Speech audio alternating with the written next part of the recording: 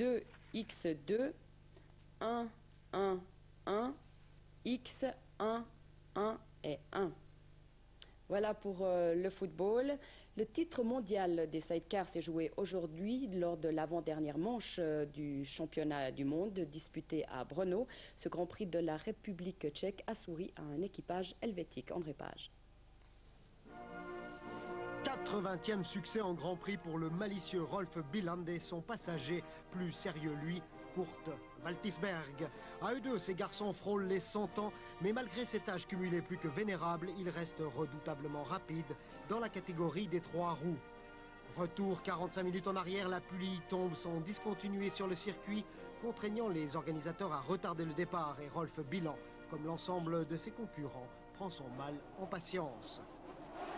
Le départ est finalement donné dans des conditions très humides mais ô combien favorables à un biennois de pure souche, qui plus est passionné de ski nautique. Rolf Bieland chausse les bons pneumatiques et fausse immédiatement compagnie au peloton des poursuivants, comme médusé par cet envol ultra rapide.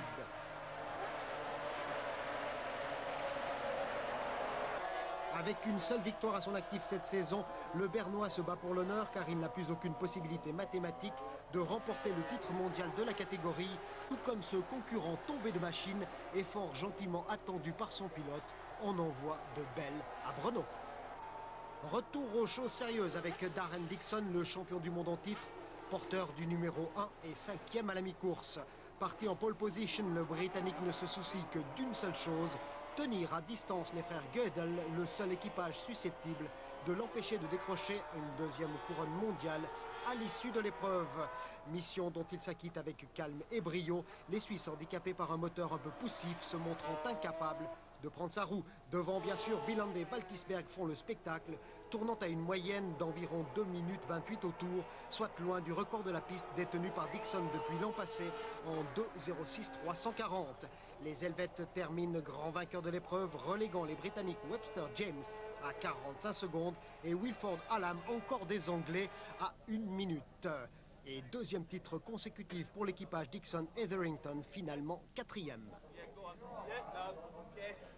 Les deux pilotes suisses inscrits dans la catégorie des 250 cm3 s'élanceront demain depuis la 3e ligne de la grille de départ. Eskil Souter partira en 9e position et Oliver Petrucciani en 10e. Dans cette catégorie, c'est l'Italien Massimo Biaggi qui partira en pole position. Et en 500 cm3, la première ligne sera occupée par le Français Bell et l'Australien Doohan, alors que Adrian Bossart partira en 20e position. Vous pourrez bien entendu suivre ce Grand Prix de la République tchèque en direct demain sur Suisse 4 et ce dès 12h40. D'autres nouvelles en bref et en images avec Françoise Ducret.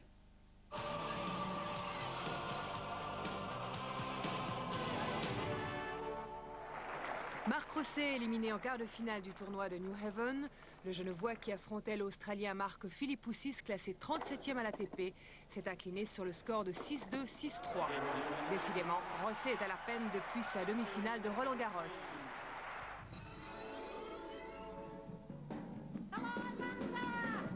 Aretha Franklin en concert pour saluer le début des épreuves des Paralympiques d'Atlanta.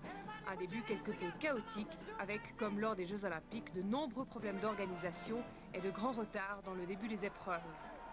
Les premières compétitions de basket ont permis à l'équipe de France de battre la Suède sur le score de 57 à 51.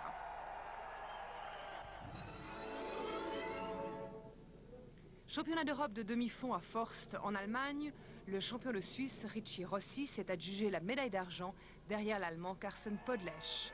L'Allemand a porté l'attaque décisive 4 minutes avant la fin de l'heure de course. Le détenteur du titre, le Suisse Arno Küttel, a dû se contenter de la 6e place.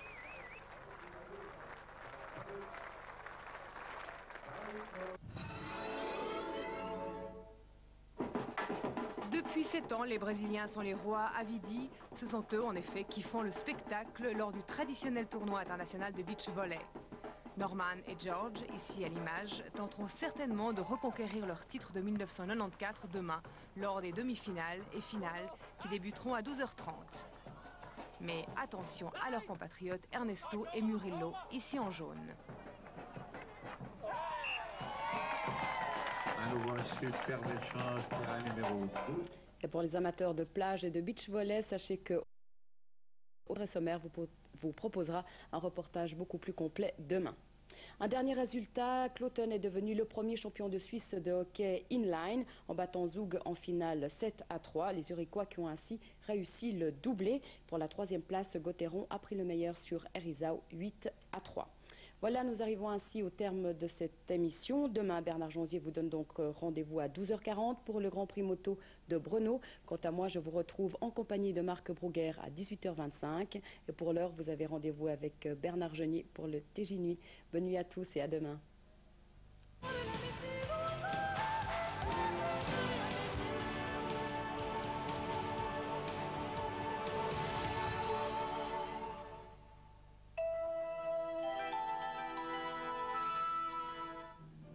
Demain, barrage sur l'Orénoque. Un défi à la nature, une aventure qui peut faire oublier à Dominique la mort accidentelle de son mari. Mais est-elle vraiment prête à l'affronter? Avec Elisabeth Bourgine, Georges Corafas et Catherine Jacob. Il aurait eu 100 ans cette année. Spécialiste de la psychologie de l'enfant, ses recherches marquent les sciences de l'éducation. Jean Piaget, un destin passionnant présenté par Claude Toracinta.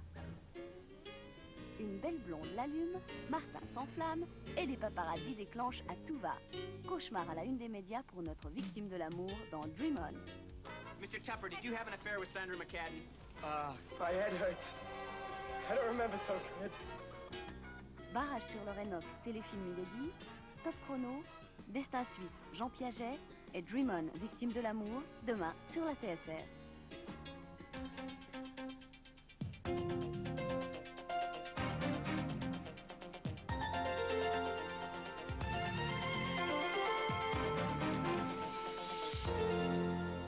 Madame, Monsieur, bonsoir. Vive émotion en Belgique. L'affaire de l'enlèvement de 2 fillettes et son heureux dénouement hier soir tourne au cauchemar. La police pensait démanteler un réseau de prostitution enfantine. Elle tombe sur un abominable meurtrier. Marcel Dutroux, principal inculpé, est passé aux aveux. Sur ses indications, la police a retrouvé dans sa maison les corps de 2 autres fillettes de 8 ans, Mélissa et Julie, disparues en juin dernier. Le cadavre d'une 3e personne a également été retrouvé. Il s'agirait d'un complice gênant que Marcel Dutroux aurait ainsi éliminé. 5 autres personnes sont arrêtées et interrogées dans cette affaire. L'enquête se poursuit.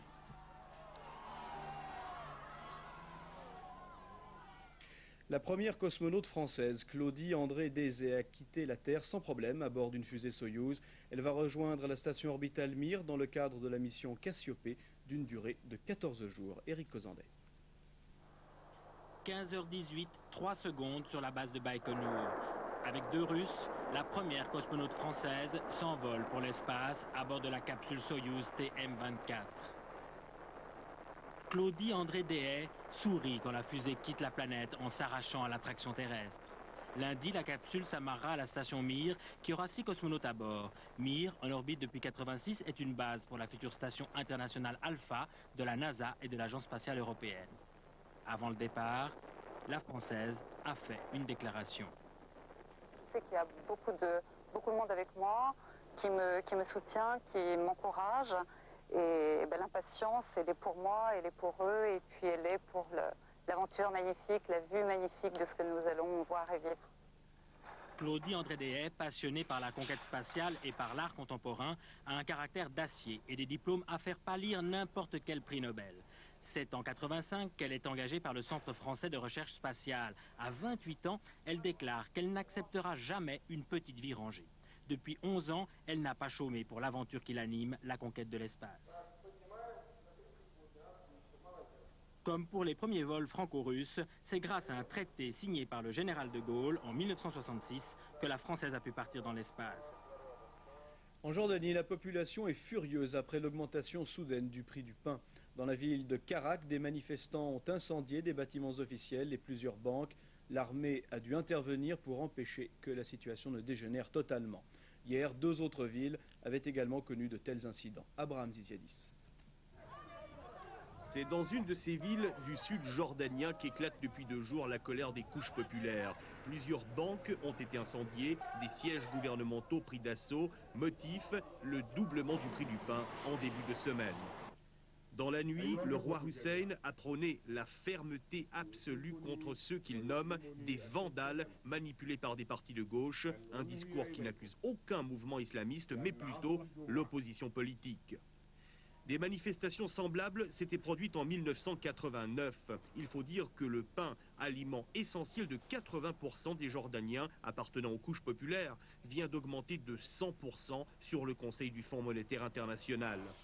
Aujourd'hui, les Jordaniens déjà fortement éprouvés par l'embargo contre l'Irak voient leur quotidien s'assombrir alors que le roi et son gouvernement leur promettaient la prospérité après la signature de la paix avec le voisin israélien. Bilan de ces incidents, une quinzaine de blessés. Et puis en fin de journée, le roi Hussein de Jordanie s'est rendu dans la ville de Karak, menaçant de réprimer les agitateurs d'une main de fer. Mais juste après son départ, de nouveaux incidents ont eu lieu. En Tchétchénie, état-major de l'armée russe et chefs indépendantistes ont tenté aujourd'hui de consolider par le dialogue un fragile cessez-le-feu sur l'ensemble du territoire. Mais sur le terrain, des combats sporadiques se sont tout de même déroulés toute la journée dans la capitale, Grozny. À Paris, le bras de fer continue entre le gouvernement et quelques 300 Africains sans papier en grève de la faim pour tenter d'obtenir la régularisation de leur situation administrative. Hier soir, le ministre français de l'Intérieur assurait que force resterait à la loi et que les sans-papiers seraient expulsés dans les délais légaux. Mais aujourd'hui, la journée a été plutôt calme, les grévistes de la faim recevant des soins et le soutien croissant de personnalités de la vie publique et politique française. Mais on vient d'apprendre que des avions sanitaires de l'armée sont en état d'alerte sur la base de Villacoublay. L'expulsion de France par la force des grévistes en mauvais état de santé pourrait donc avoir lieu dès demain matin ou lundi au plus tard. Dans la région, en France voisine, épilogue du feuilleton du camping de Thônes, classé à risque par les autorités françaises. Les clients voulaient rester malgré tout pour ne pas gâcher leurs vacances, mais la justice ayant finalement ordonné l'évacuation, ils ont quitté les lieux ce matin, pas vraiment contents d'ailleurs. Reportage Michel Causse. Ambiance sinistre ce matin dans ce camping où restaient encore 70 campeurs attendus par une dizaine de journalistes jugés indésirables. Je vais vous demander de vous retirer un petit peu parce que c'est des gens qui partent la mort dans l'âme, qui finissent leurs vacances et quelques jours d'avance.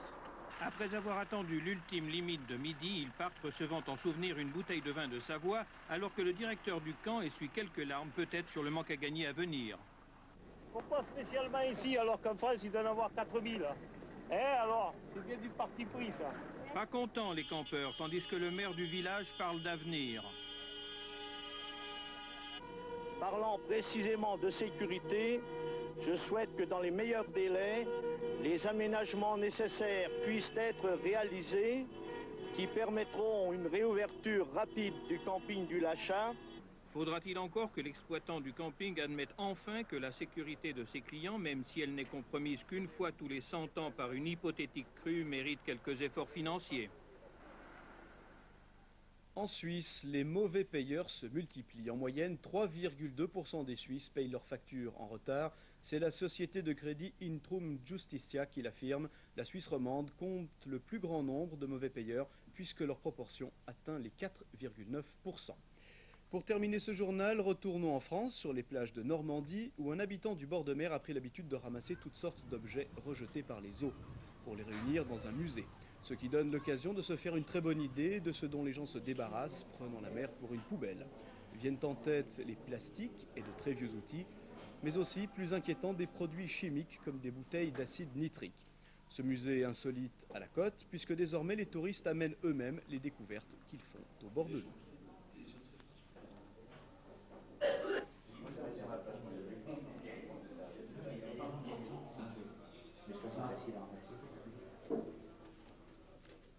Pour demain, Météo Suisse nous promet une journée ensoleillée avec des températures estivales et un avis de risque d'orage en soirée sur la crête sud des Alpes.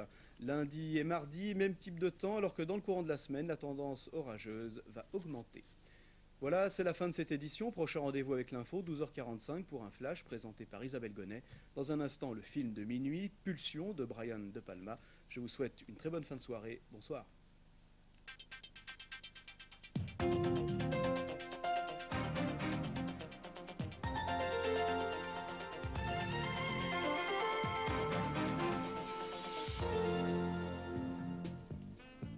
Voici les pronostics d'Alain Meury, Radio Suisse romande, la première qui concerne la course de demain, dimanche 18 août. Il s'agit du prix du grand handicap de la Manche qui se disputera sur l'hippodrome de Deauville. Le genre, c'est un plat sur 3200 mètres. Réunion 1, troisième course, 20 partants.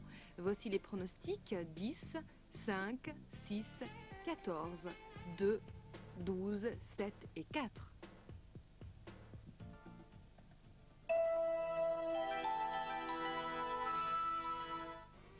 Lundi, dans Spécial Cinéma à la carte, Maman, j'ai encore raté l'avion avec Macaulay Culkin et Joe Pesci.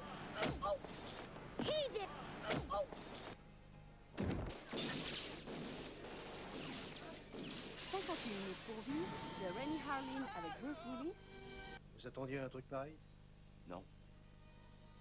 Ça ne fait que commencer. On ira pêcher pour de vrai. Et Au milieu coule une rivière de Robert Redford avec Brad Pitt. Spécial cinéma avec Télécom PTT. Le TSR avec... Avant-première, le magazine du cinéma présente...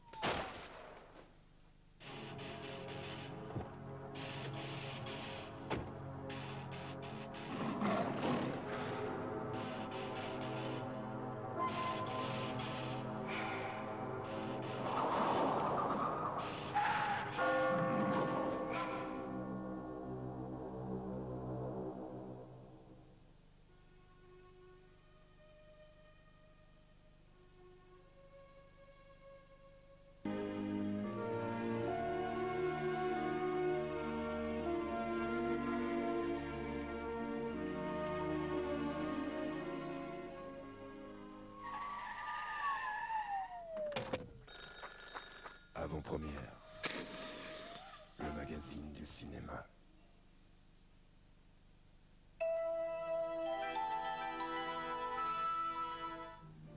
Demain, barrage sur l'Orénoque. Un défi à la nature, une aventure qui peut faire oublier à Dominique la mort accidentelle de son mari. Mais est-elle vraiment prête à l'affronter? Avec Elisabeth Bourgine, Georges Corafas et Catherine Jacob. Il aurait eu 100 ans cette année. Spécialiste de la psychologie de l'enfant, ses recherches marquent les sciences de l'éducation. Jean Piaget, un destin passionnant présenté par Claude Torrasinta. Une belle blonde l'allume, Martin s'enflamme et les paparazzis déclenchent à tout va. Cauchemar à la une des médias pour notre victime de l'amour dans Dream On.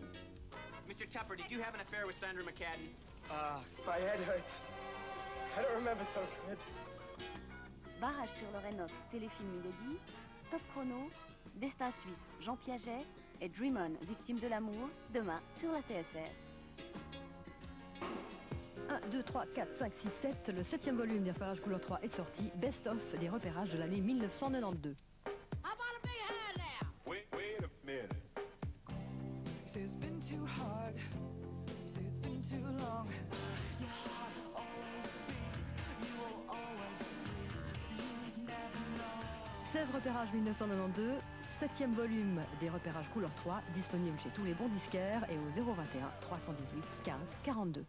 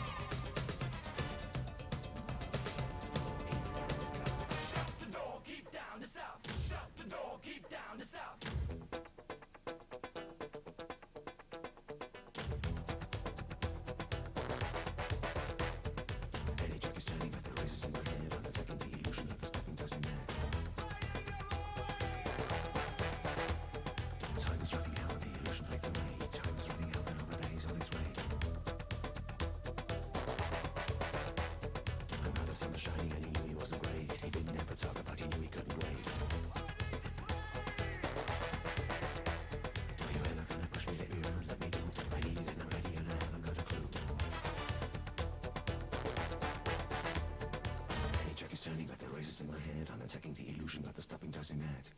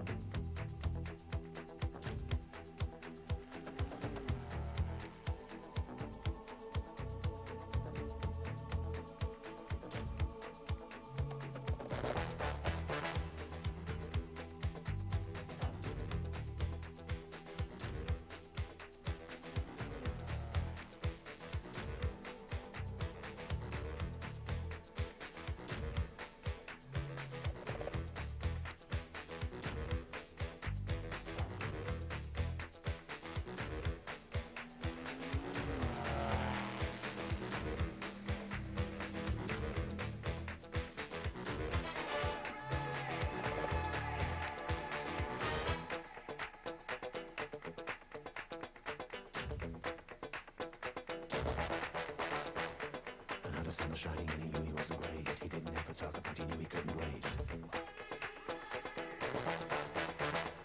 Were you ever gonna push me?